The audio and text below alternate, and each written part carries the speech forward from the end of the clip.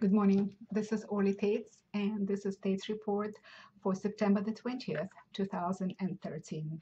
And of course, the biggest thing that happened today, the news that everyone was talking about, is the fact that the Republicans in the US House of Representatives have passed the continuing resolution bill that will fund the US government, but will not fund Obamacare simply because we have no money to fund everything. We are broke and bankrupt. If we wouldn't be broke, Obama would need this continuing resolution of the US Congress. So the fight goes on to the US Senate.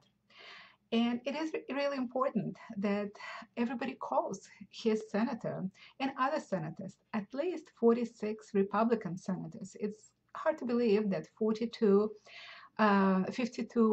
Democrats will exercise any common sense on this.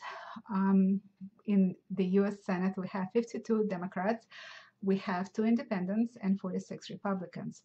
But at least we can count on 46 Republicans to exercise some common sense and send a message to Barack Obama. Listen, there is a limit to what we're willing to fund. There is a limit to how much can you spend. And it's a very important point that you need to explain, that needs to come across to the staff of the US senators that you are calling. And this point is that the Democrats and the media that is actually a lapdog media of the Democratic Party. It's basically a regime propaganda, is scaring the Republicans by saying that, well, you will lose seats in the Congress and Senate. Remember what happened in '96. Well, let's look at what happened in '96. And anybody can look it up on the internet. You can even look up on the Wikipedia when you go on the election '96, US House of Representatives or US Senate. What you would see that the number of seats that in the Senate, the Republicans actually gained 2 seats in 1996. So the fact that they demanded to cut spending and there was a temporary shutdown of the government did not affect them. They gained 2 seats in the Senate, and Democrats gained 2 seats in the House of Representatives. So this is just a made-up threat that has no basis to it. Further on, I think it's very important that when you talk to the staff of your US senator or other US senators, that you explain to them that it's a pendulum in terms of gaining and losing seats. Typically, if there is an election where one party gains seats, next year, the pendulum swings to the other side, and you would see the other party gaining seats. Well, 1996 election came after, of course, 1994 election, when Republicans gained a huge number of seats. They gained 9 seats in the Senate and 54 seats in the House. So the pendulum swung really far to the right in '94. So it was expected that it will swing somewhat to the left because Republicans in '94 took a number of districts and states that are typically Democrat.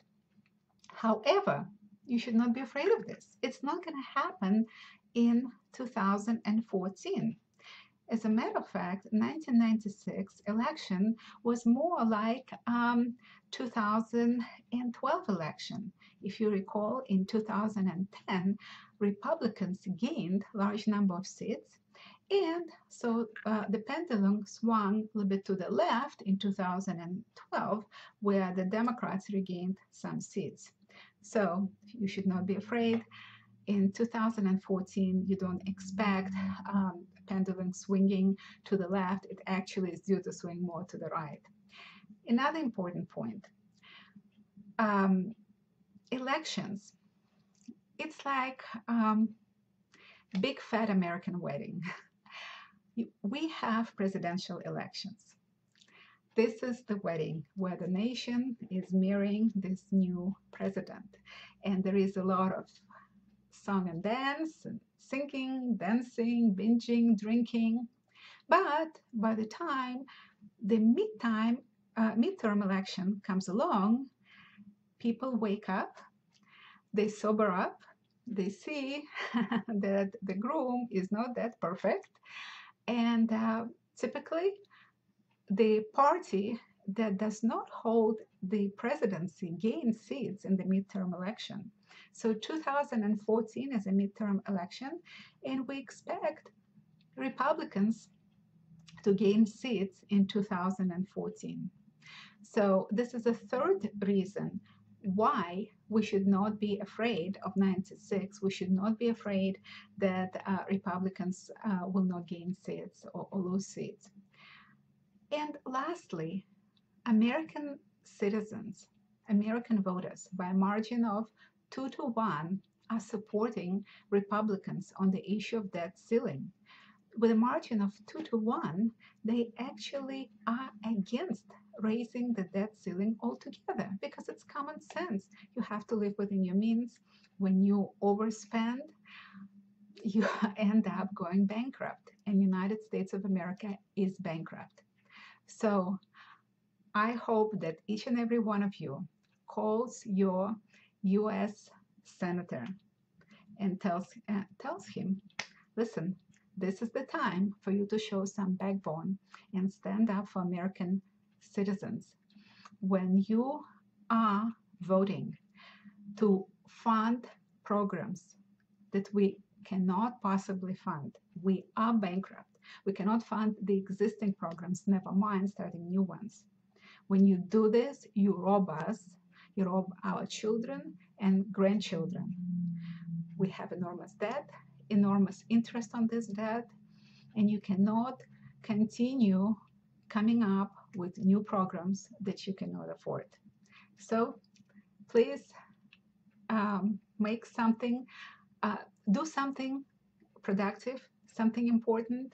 Call your senators and ask them to support Senator Mike Lee and Senator Ted Cruz and Senator Rand Paul, and vote to give additional funding to raise the debt ceiling, but with a caveat.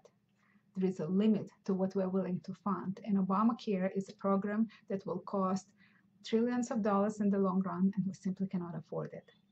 Have a good day, have a good weekend, and this was Taitz Report, September the 20th, 2013.